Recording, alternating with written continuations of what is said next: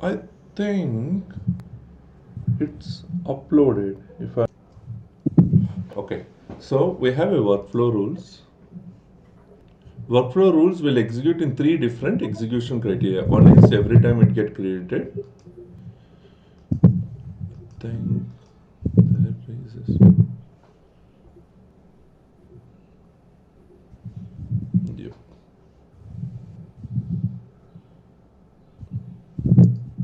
You can go through these scripts later, like if required. So as soon as you get here, you can see a new rule. There is a button. Click on it. And first we need to select an object, like on which objects we need to execute a workflow rules. Okay. Okay. Now in our case, we are thinking about an account. So I am selecting account. Next, and rule name, let's say on account creation alert. Okay, this is just a rule name that I'm keeping up. And what are the evaluation criteria we have? Whenever record is created and every time it's edited, it means that any changes to the account record, it will gonna execute this workflow rule. Like in our scenario, whether if the rating is modified or not, if I click edit and save, automatically the rule will be satisfied, then it will execute. That's what it means, right? Yes. But as you said, if there is no change in the account rating from the old value and the current value, then you should not execute. This you only told, we discussed earlier on this, right? So if you want to execute that way, this is called created anytime it's edited to subsequently made created. It means that it should come always from false to true. If it is already true, then it will not check. It means that this particular validation, this particular workflow will compare what is old value and what is new value. You got it? Yeah. Yeah. So this will compare your old value. If the field value is changed, all the whatever the criteria you are using here, whatever you are gonna represent, all those fields is changed should be true. Any one of the fields should be true. That's fine. Not every field should. It operates under a OR condition with a is changed of field name. Okay. Got it? Now in our case, we need to send a alert as soon as I create a record. So create a record on a created and account name not equal to null. It's a simple criteria. Not equal to. If you leave it as a blank, then it is a null. And here, either you can use a criteria argument or you can also use formula evaluates to true. Like you do a validation rule, the formula, whatever you write, right? It's the same condition. All you can say is blank of account name. What does it mean? Account name is blank. That means it means account name is blank, right? But when you need to execute a rule, not of is blank. Yes or no? Clear? Yeah. But there is no one way of writing. You can write simply by writing. I'm just giving an option how many ways that you can write the same one. This is one way of writing. The other way of writing, you can say name not equal to null. You can do that. And you can say third way of writing name not equal to null. You can do this. And you can even use if condition, like if name not equal to null, then I'll say true, then I'll say false. There are different ways of writing. Okay, it's up to you, like whatever you wanted to choose, you can choose it. Clear? What is this? Is conditional statement like a ternary operator. If you can see, this is a condition and this is your true value and this is your false value. Even in true value, you can write another if condition, like nested ifs you can allow to do. Okay, clear? Not of is blank, and I'm checking my syntax. Of course, there is no issues in the syntax. Now save and next. Now comes here, we have two different types of action: immediate workflow action, time dependent workflow action. What is immediate and what is time dependent? When we can see these type of actions in realistic day-to-day life.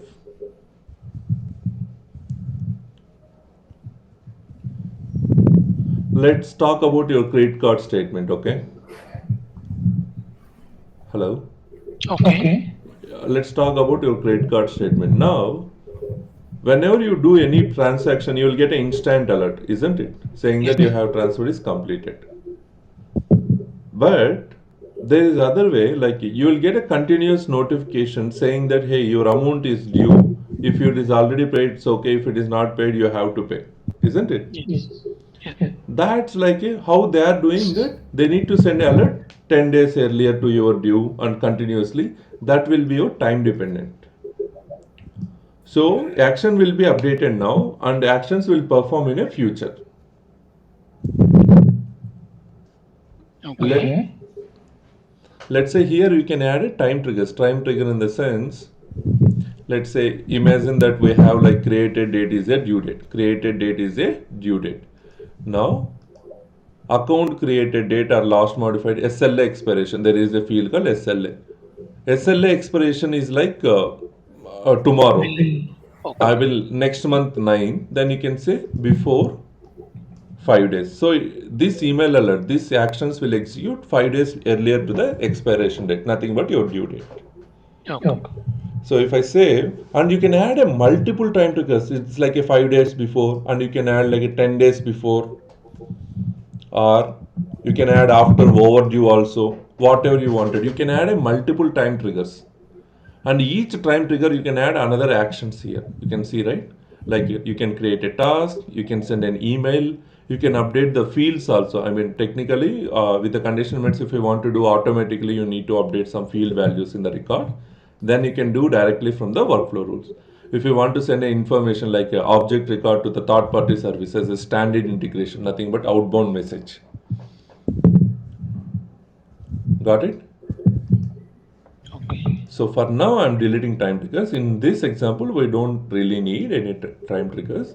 Let's go on create an email alert. Before sending an email alert, see if you remember our school days, whenever someone writes an email template, write an email to a bookseller to request like a 10 books. So what is required that time?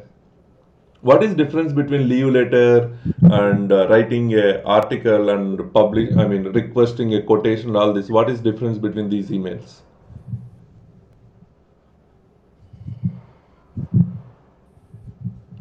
What is the difference?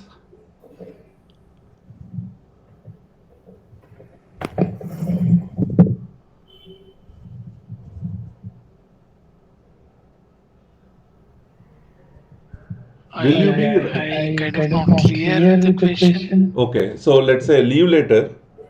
In leave letter, I mean, what is difference between leave letter and asking a quotation? There is a leave letter, right? So, leave letter, it's a request, Okay. and the quotation, it's a we're passing the information. Passing the, I mean, you are. It's also a request, but if you can see in the signature at the end of the any letter, what will mention? Signature. Signature. Whether it will end up with two terms like either thanks or regards, right? Yeah. In which letter you will be using thanks and which letter you will be using regards? The first one we use it with regards. What is first one? The leave letter. Leave letter, regards, and this one Second one quotation. we use it with thanks. Why thanks? Why can't regards? That is like formal. Okay. Here, if I say we as being taught with the templates, okay. If it is a leave letter, it should be look like this. If it is like a quotation, you should be having this, right? The templating will be there. To should be in the top right and from should be in the left corner. Isn't it? Yeah. So for email alerts also, because system doesn't know what type of format it need to send. First we need to create our email alerts. Whatever the output we needed, first we need to define our email alerts. Nothing but our classic email templates. So we have an option called classic email templates, and we also have a lightning email templates that we can discuss. But first we'll see classic email templates. Okay? Clear? Now I'm creating a new template. Let me create a folder first. So I know I'm creating email templates and account object. I'm creating one folder structure. Account. emails. So let me keep as emails. This is just a folder, nothing else, okay? I'm leaving public folder access is read or write. These are the existing templates provided by Salesforce. So I'm not using any of these and I'm quickly saving it. Now I got into my folder. I got into my folder account name. In account name, we don't have anything because this is a new folder. Create a new template. And we have 4 different types of templates. One is text template, HTML using classic letterhead. You know that letterhead, right? Yeah. And you can use HTML with classic letterhead by uploading the header and footer images. And you can also use custom without classic letterhead. In this case, right, you don't get like letterheads, but you can able to customize your output text, whether you need to give a buttons or you need to give some other colors like art and all, like you can be able to. And Visual Force is for a complex way of, like say I'm sending an email alert based on account. Let's say I need to send an email alert to a customer on an opportunity to by showing the existing priced items like line items, like whatever they bought from an opportunity, like they bought like one phone and one car, I mean headset and everything, the detailed billing. So you are dependent on some queries, database operations. If that type of template like a quotation templates are sending a extra information from other objects, that time we'll go and build like a Visual Force templates. Clear? Now, for now, as a simple example, we'll be seeing a simple text. This is a very basic model of templating. Text type, okay?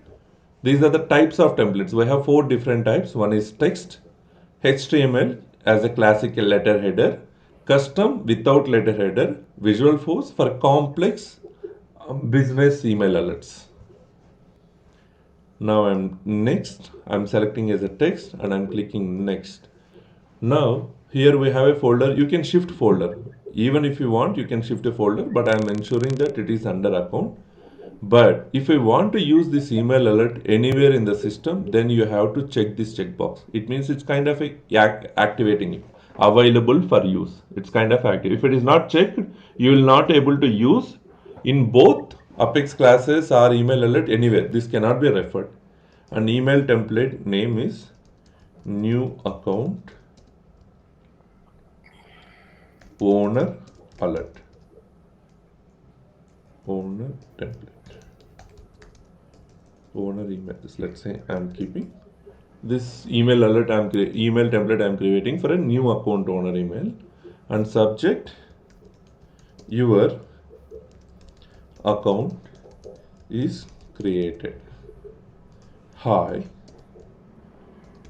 owner name, right? We need to say person name, right? We don't say like hi generally. I need to say hi owner name, your account. Here I need to show my account name is created on, I need to give created date of creation is success.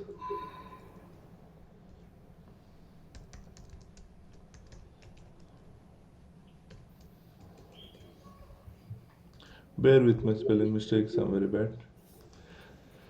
Okay. Please contact Salesforce admin for more details. Regards. You can customize, we can even customize account admin. So now here I need to say whatever your account is created. Instead of saying your account is created, it would be good, right, to show their account name itself. Yes or no? Your account here also, it would be nice to show a realistic name instead of showing a dummy values, right? To modify this, we have a available method field. There is a concept called available method fields in the top. In which object fields we needed? We need account fields, right? Let's navigate to accounts. We got into accounts, and which field we needed? Let's say name field. copy this value, copy this merge value and replace with your standard text. And you need a owner name. So how owner name you will get it? It's simple.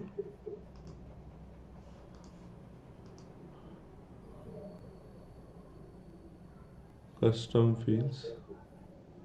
Owner full name. Here you can see owner full name. Copy this. You will be going to paste it. And again, you know account name. You can take it off the same binding operator. Like, let me go to the account name again. Account name. And taking my binding operator and I am replacing it. The same follows everywhere. These are called merge fields. Whatever you are using this is called merge field.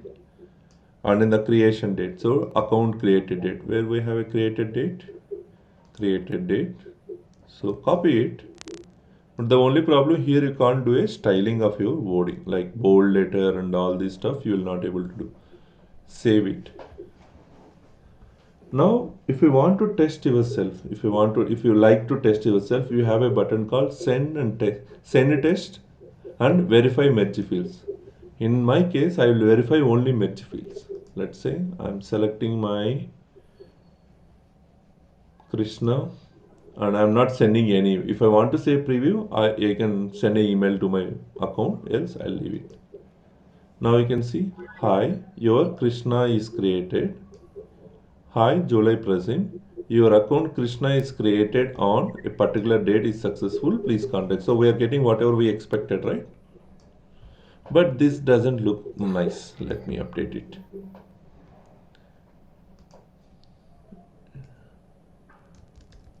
Account Krishna is created. Now it looks good. Any questions like in the merge fields?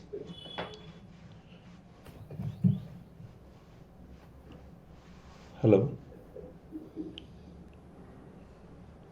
Yeah, it's clear. Okay. Not so far. Now let's go to the workflow. Now we almost did like whatever the basic setup we needed, we had. Let me go to workflow rules. On account creation, now I'll add my actions, edit actions, and I'll add immediate workflow actions. As soon as I create, I need to send an email alert. So let's say new email alert, and I'll say description, new account, email alert. This is your email alert name. And what is the template that we need to use? And it should ensure that object is remain same, email template. You can change the folder name from here. Unified public to account emails. This is my folder. I can simply select it. And to whom user you need to send, whether you need to send a user or account owner. These are the recipient types. Based on this search, here the values will be changed. So I need to send to account owner, right? Yes or no? Yeah. Account owner. I selected my account owner as a recipient. But ensure that your additional emails, you can add up to 5 CC email IDs by comma separated values. Okay? Right. And do you want to send this email as a current user, or you want to send this email as a system admin or like other users? You understood? Yeah. For that, what we can see, there is an option called org wide addresses. Again, okay. For now, let's save it. Okay, for now, let's save it. We have organization wide addresses. Use selectable organization wide addresses. Let's say display name, I will say account admin team. This is my email name, and I'll say my email alert admin@lakshmideepak.com. Allow all profiles to use. I am selecting for all profiles. You can select only for specific profiles. Now I'm selecting all profiles, save. As soon as you save, it will send a verification alert to my Gmail account. Let's say Gmail. It's got hacked.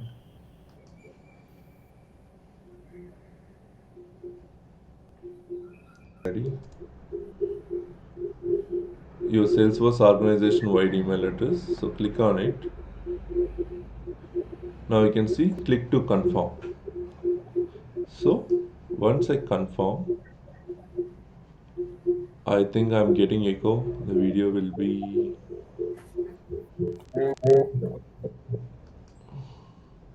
your verification organization wide email address is verified successfully. That's nice. Okay, let's go back to ArgWide, refresh the page.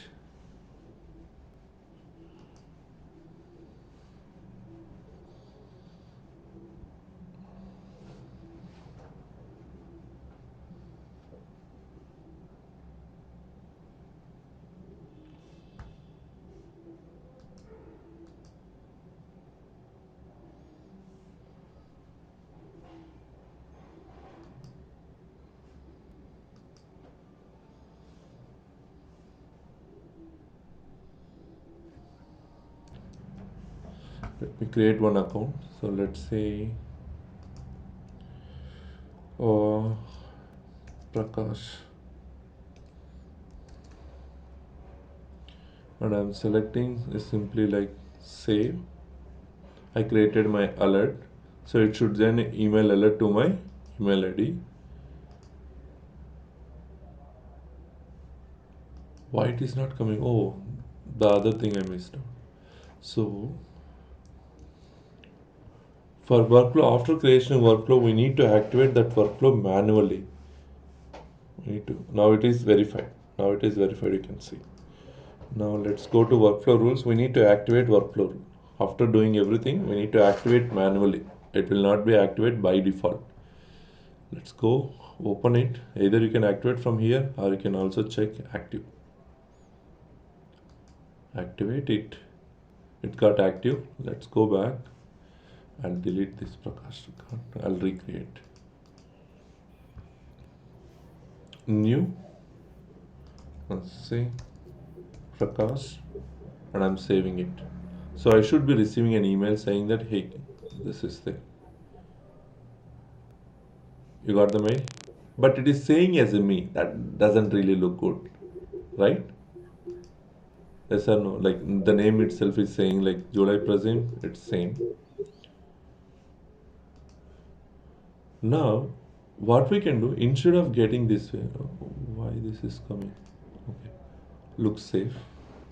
Now you can see July Prasim is not looking good. This is coming as a username, isn't it? Don't worry, I'm sending mail to myself, so I always see that my name automatically. But it is coming as July mail. But whenever the email sends, it should look like say the account. I mean, Salesforce account team. For that, what we can do? Go to the workflow rules, go to the email alert, and click on the email alert and modify it and choose account team admin. Because we verified our account team admin at organization wide defaults, then you can use that email alert. You can send as that user of any action. So now what happened?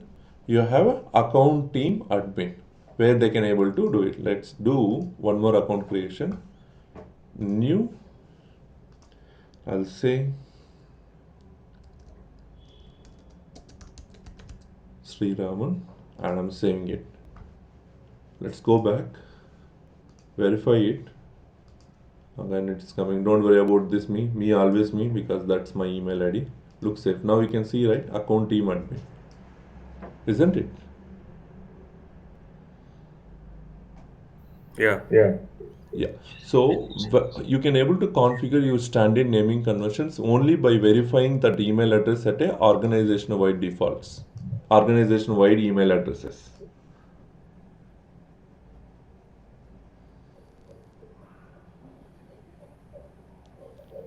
Any questions on this?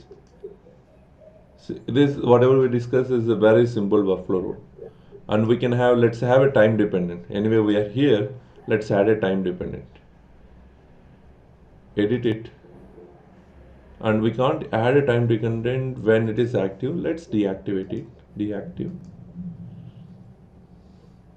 and edit this one, and then you can add a time trigger. Let's say 1 day after rule trigger date. I mean tomorrow, not today. 1 day after rule trigger date. Whenever this workflow executes from that time to 1 day, 24 hours from then. So I'll add a simple field update. Field update in the sense I'll update my account description. Account description with the account name simply.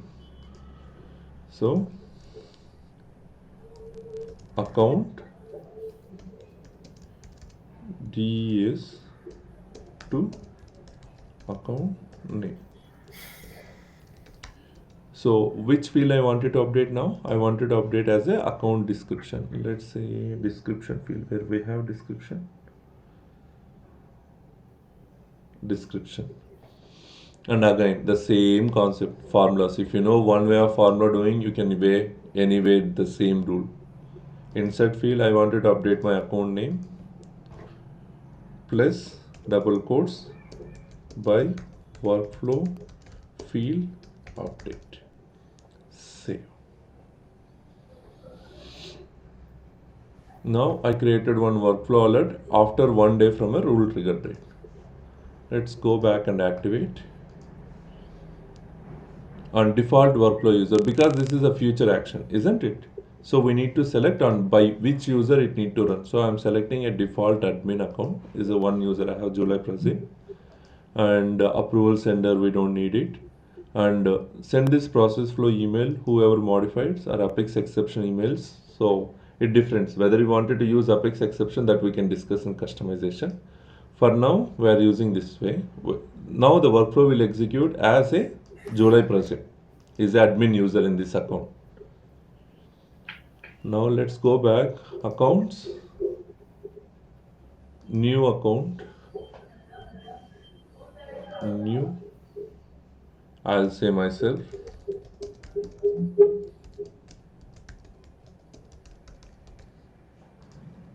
save. Now one thing is clear, that I will be receiving an email for this account because I'm the owner, I'm receiving it, looks safe. But let's go back, how to verify the scheduled workflows, time-based workflows. We have a concept called time-based workflow. Go to the time-based workflow, rule name, or if you know the object name or rule name, whatever condition you want, you can apply the narrow down your results, equals, I'm saying account, such. You have a scheduled action, see on which alert, when this will gonna schedule, 7:22. When this is submitted, 7:21. At 7:16 p.m. because the PM is coming, the reason behind my user, what we can say, time zone is different. It could be like a -9 or 10 somewhere. Clear, right? This is how you can verify your email actions. Any questions on this? And it's not just like tomorrow you can see the output will be updated in the Lakshmi Deepak, that is secondary. But for now, we can ensure that, okay, this is executed at 7:16 and schedule on this one. For sure, this will gonna fire. There is no issues. If the record is already there in the system, then it will fire. What if records get deleted? Record got deleted. On which record it will fire an action? There is no record, right? So automatically it will remove from the queue also. Clear? If the record is there, then it will be. What if I restore? What if I restore from a recycle bin? Will my action will also be restored or not? I'm asking you. Is that possible? I mean, will my action will be restored? Time dependent workflow actions.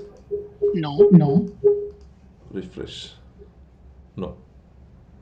So, even though record get restored, if the time dependent workflow is already removed from a queue, then it will not re-queue. It will not queue again. Any questions?